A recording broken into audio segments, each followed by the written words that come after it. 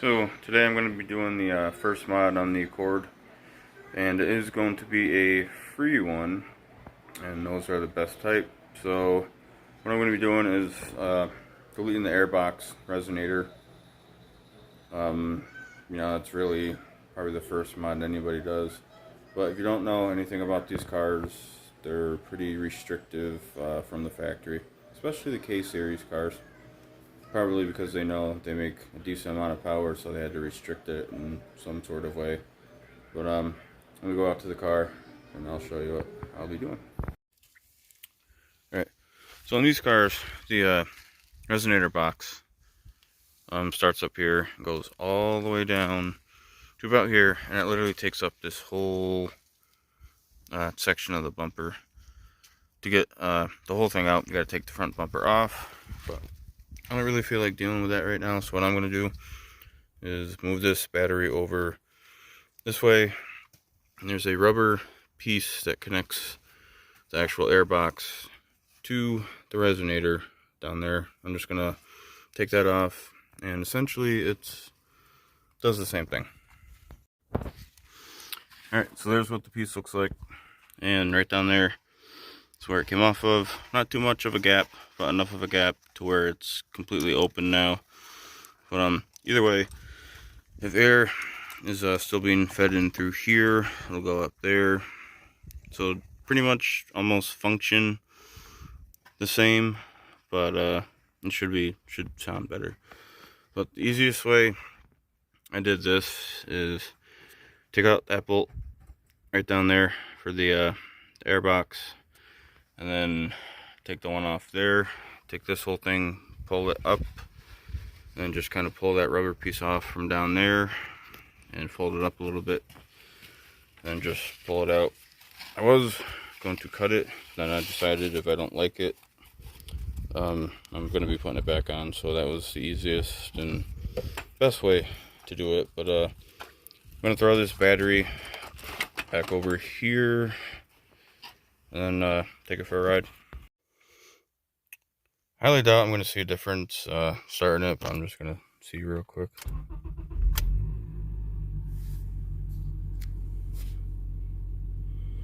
I mean, overall, you're probably not really going to see a difference unless you're actually getting higher up into the RPM range, but we'll see. I just want to see how the computer adjusts to it, and then the car is actually going to run worse or not, because literally every time I've done this or done an intake or anything, whatever car I was driving, the fuel system wasn't 100%, so like the car ran worse. Car, truck, whatever, don't matter. Ends up running worse, but I'm gonna give this a little bit of time to adjust to it, and then see if it sounds any better.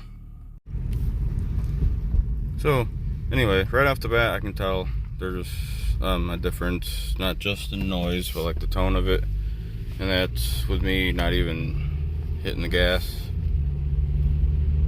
So I mean, so far, I guess it's okay. Right now I'm just trying to see if the throttle response is going to be any better. And I know for the most part, whenever I do this stuff too, usually half the time I always think it's in my head, but I think I feel a difference. But I mean, whoever actually really knows.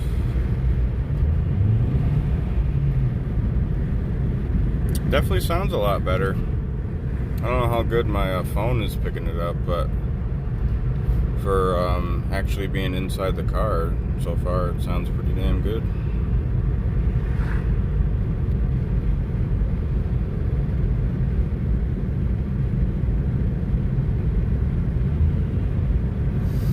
Kind of feels more peppier.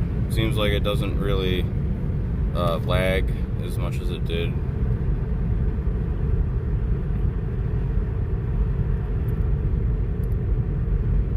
But apparently, not apparently, but pretty much when you do stuff like this, you lose low-end power, and you're sacrificing low-end power for high-end power, which, I mean, at this point, it's gonna I don't know if it's going to hurt it too much, but I don't plan on having this thing, you know, hanging off the rev limiter all the time. So for me, I just want the low end torque. But these K-series engines, especially the K24, are known for being torquey engines, but for the most part, low end torque. And that's really where this thing shines. It's like when I floor this from a dead stop, it moves out pretty damn good for a little four banger.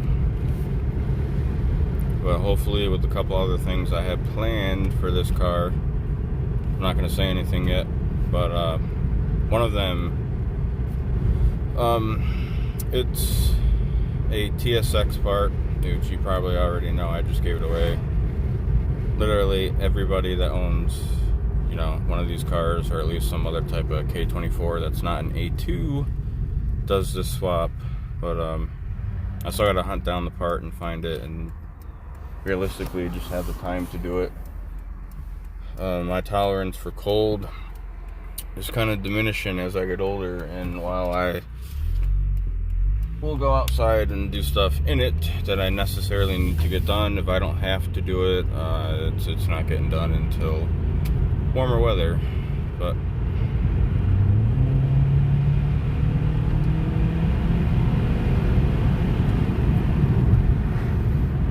yeah, it's definitely way louder. Nothing crazy, you know, it still doesn't scream race car, but it also makes it feel a little bit funner. But I'm gonna continue my drive. I had to hang my phone down for a little bit. There's a cop coming behind me, so I'm gonna continue my drive and I'll catch up with you. Alright, so just to recap, so far it's weird. I don't really hear the noise coming from the actual intake. I hear it more so coming from the engine. You know, even before I did this engine in this car has always been louder than the exhaust, but now I can feel the vibration, and the majority of the noise that I hear is coming from the actual exhaust underneath the car. And I don't have any leaks or anything, so I mean, that's just weird to me.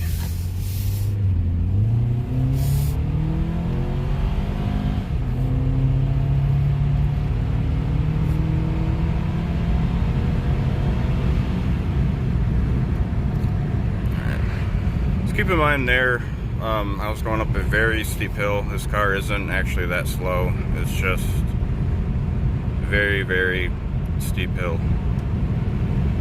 So, actually, let me get rid of the wind noise. Let's try that.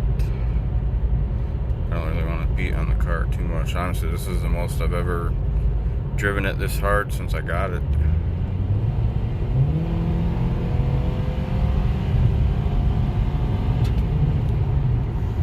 Way better. I know I should have done it before and after, but